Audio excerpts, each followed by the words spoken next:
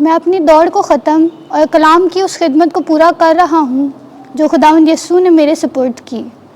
آج کی ہماری پہلی تلاوت رسولوں کے اعمال اس کا 20واں باب 17ویں سے 27ویں آیت مقدسہ۔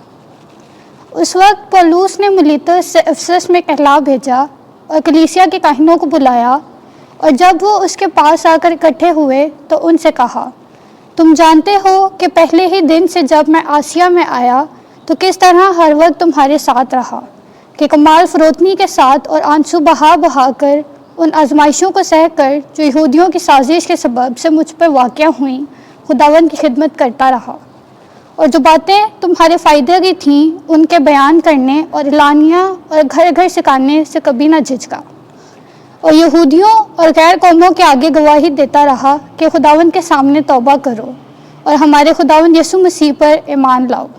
اور اب دیکھو کہ میں روح سے بندھا ہوا یروشلم کو جاتا ہوں اور نہیں جانتا کہ وہاں مجھ پر کیا گزرے گا، مگر اتنا کہ روح القدس ہر شہر میں مجھ سے یہ کہہ کر گواہی دیتا ہے کہ زنجیریں اور مصیبتیں تیرے لیے تیار ہیں، لیکن میں اپنی جان کو ہیچ جانتا ہوں اور اسے عزیز نہیں سمجھتا، بمقابلہ اس کے کہ میں اپنا دورہ اور کلام کی اس خدمت کو پورا کروں جو میں نے خداوند یسوع سے پائی، یعنی کہ خدا کے فضل کی بشارت دوں۔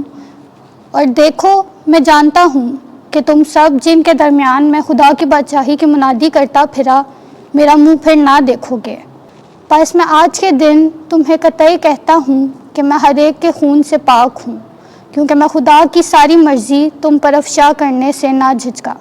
پاک کلام کے پڑھے اور سنے جانے پر خداوند کی برکت ہو۔ زبور 68 جماعتی جواب۔ ہیلیلویا۔ اے خدا، تو نے اپنی میراث میں بکثرت می برسایا، اور جب یہ مرجھا رہی تھی تو تو نے اسے تازگی بخشی، تیرا گلا اس میں بسنے لگا۔ اے خدا، تو نے اپنی عنایت سے اسے محتاج کے لیے تیار کیا۔ جماعتی جواب۔ ہیلیلویا۔ خداوند روز بروز مبارک ہو۔ خدا جو ہماری نجات ہے ہمارے بوجھ اٹھاتا ہے۔ ہمارا خدا نجات بخشندہ خدا ہے، اور موت سے بچاؤ خداوند خدا ہی سے ہے۔ جماعتی جواب۔ ہیلیلویا۔ خداوند آپ کے ساتھ ہو۔ انجیل مقدس یوحنا کے مطابق اے خداوند تیری تمجید ہو۔ 17واں باب پہلی آیت سے 11ویں آیت تک۔ اے باپ اپنے بیٹے کو جلال دے۔ اس وقت یسوع نے اپنی آنکھیں آسمان کی طرف اٹھا کر کہا، اے باپ وقت آ پہنچا ہے، اپنے بیٹے کا جلال ظاہر کر، تاکہ بیٹا تیرا جلال ظاہر کرے۔ چنانچہ تو نے اسے ہر بشر پر اختیار دیا ہے، تاکہ ان سب کو ہمیشہ کی زندگی بخشے جو تو نے اسے دیے ہیں۔ اور ہمیشہ کی زندگی یہ ہے کہ وہ تجھ اکیلے سچے خدا کو اور تیرے بھیجے ہوئے یسوع مسیح کو جانے۔ میں نے زمین پر تیرا جلال ظاہر کیا ہے، میں نے وہ کام انجام دیا جو تو نے مجھے کرنے کو دیا تھا۔